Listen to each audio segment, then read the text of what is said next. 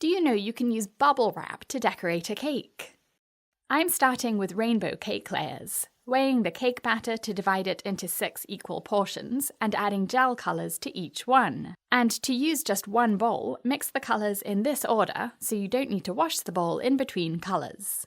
After baking and cooling the cake layers, you can make a fun checkerboard pattern by using 2 round objects to cut discs out of each layer. Ideally with the same difference in size, so for these 6-inch cake layers, I'm using a 4-inch plastic cup and a 2-inch cookie cutter. And then since the cakes darken around the edges, I'm trimming those parts off.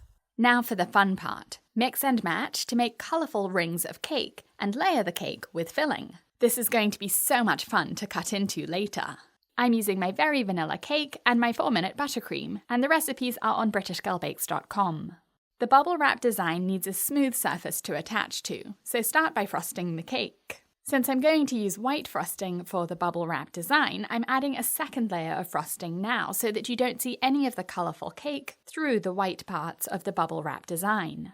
Now spread frosting onto a piece of bubble wrap that you've washed and dried so it's clean, and you'll need a piece at least as tall as the cake and wide enough to wrap around it. You can tape separate pieces together if you don't have a piece big enough.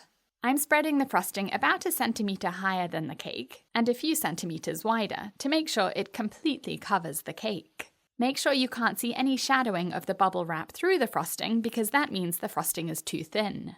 Smooth it a few times to make it flat and level, and then pick it up and wrap it around your cake. It's best to do this after chilling the cake in the fridge for about an hour so the cake and frosting are firm and will hold their shape even as you push the bubble wrap against it.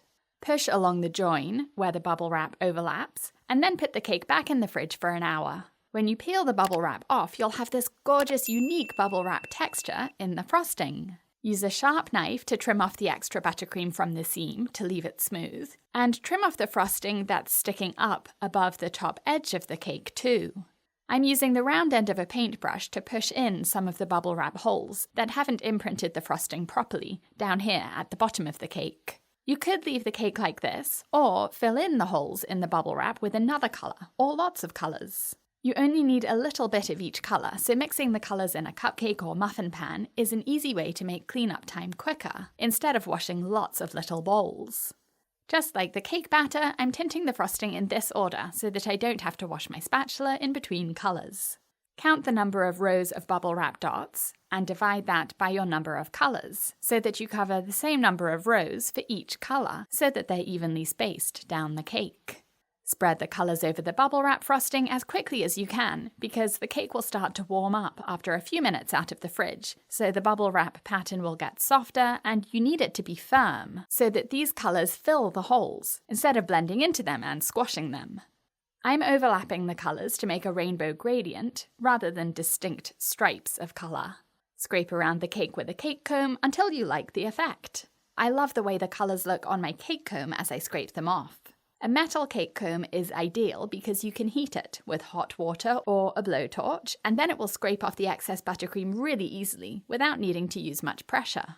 The more you scrape, the more of the colour you'll take off, and the more white you'll have in the design. To get the top edge of the cake sharp, use a knife to cut off any frosting that's sticking up, and this way you won't smear streaks of red onto the top of the cake. To make colourful spheres to decorate this cake, heat white chocolate in a microwave-safe bowl for 1 minute at 50% power so that it doesn't seize. Divide it into bowls and tint each one, using oil-based colours because the water in buttercream colours will make the chocolate stiff and grainy. Use the back of your spoon to coat a silicone mould with the coloured chocolate, and of course you'll need 2 hemispheres for each sphere. Try to nudge the chocolate up to the top edge so that it's thick there, and that will help you attach these together next.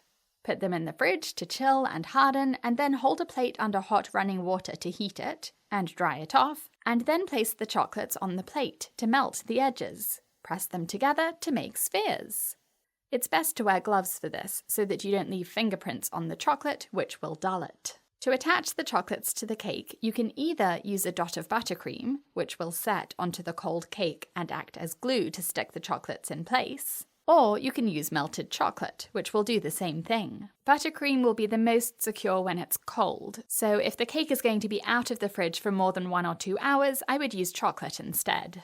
This would look great with the chocolate spheres in all of the colours of the rainbow frosting, but I only have these oil-based colours, so here they are. This cake is so colourful and unique on the outside, and cutting into it is even more fun, with the rainbow checkerboard pattern inside. I hope you've learned some tips and techniques. Visit my cake school on BritishGirlBakes.com to learn more, with courses and memberships to take your cakes to the next level. Thanks for watching.